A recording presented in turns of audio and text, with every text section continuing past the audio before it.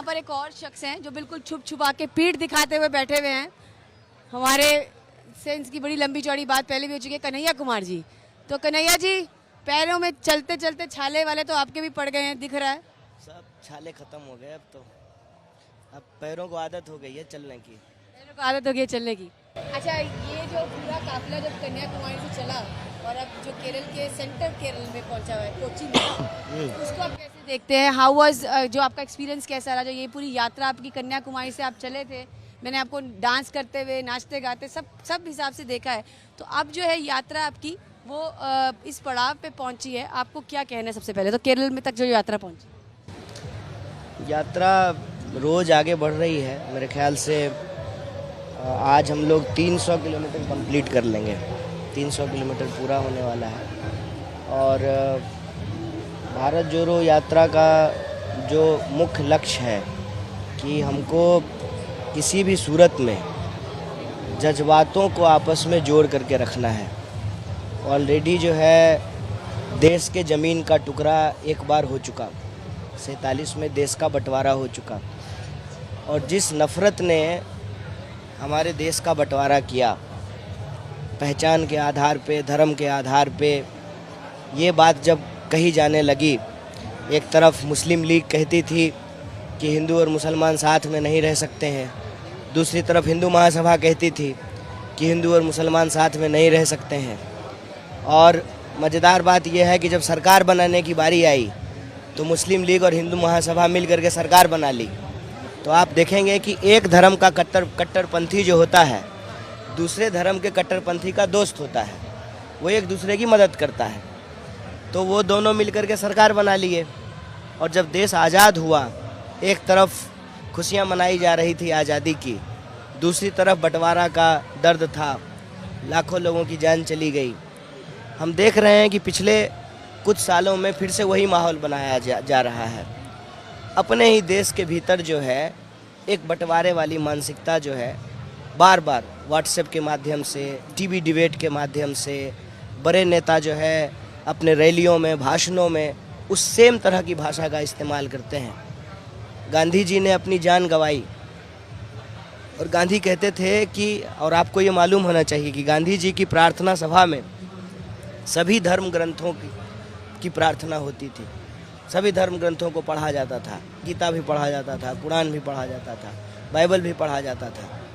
हमारी देश की ताकत यही है कि हम अलग अलग जाति, भाषा, बोली, धर्म के लोग एक साथ मिल कर के रहते हैं। आप देखिए कि भारत के क्रिकेट टीम की खासियत क्या है कि कोई नमाज पढ़ने वाला भी है और कोई पूजा करने वाला भी है। यही हमारी टीम की खासियत है ना। पाकिस्तान की टीम की तो ये खासियत नहीं है। तो ये जो हमारी विविधता है वो हमारी ताकत है, और विविधता हमेशा ताकत होती है। आपको अगर हम सुबह शाम कहें कि आप चावल खाइए, रोज़ सिर्फ चावल खाइए, तो आपको अच्छा लगेगा?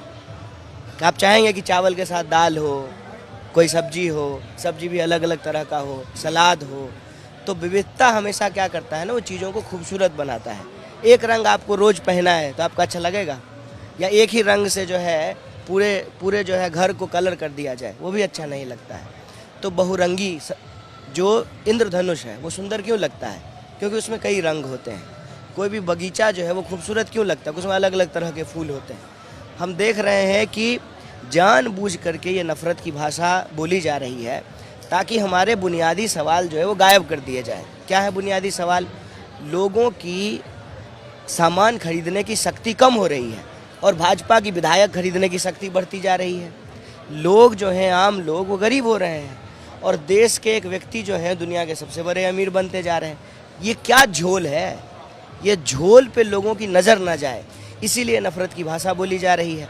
हम लोग तमाम तरह की कोशिश कर रहे थे, ट्विटर से बात रख रहे थे, फेसबुक से बात रख रहे थे, मीडिया में जाकर के बात रख रहे थे, लेकिन ये एहसास होने लगा कि आम लोगों तक हमारी बात जो है, हमारी सच्चाई और ईमानदारी नहीं पहुंच रही है। आम लोगों तक यही बात पहुंच रही है जो भाजपा पहुंचाती है। भाजपा पहुंचा रही है कि गांधी जी ने जो है देश का बंटवारा करा दिया, ये भाजपा पहुंचा रही है। हकीकत क्या है? गांधी जी को जान गंवानी पड़ी उस नफ़रत के चलते। 2 अक्टूबर को जाकर के माला भी चढ़ा आते हैं, दफ्तर में जो है गांधी की फ़ोटो भी लगा लेते हैं और जो है फिर गोडसे वाली राजनीति करते हैं।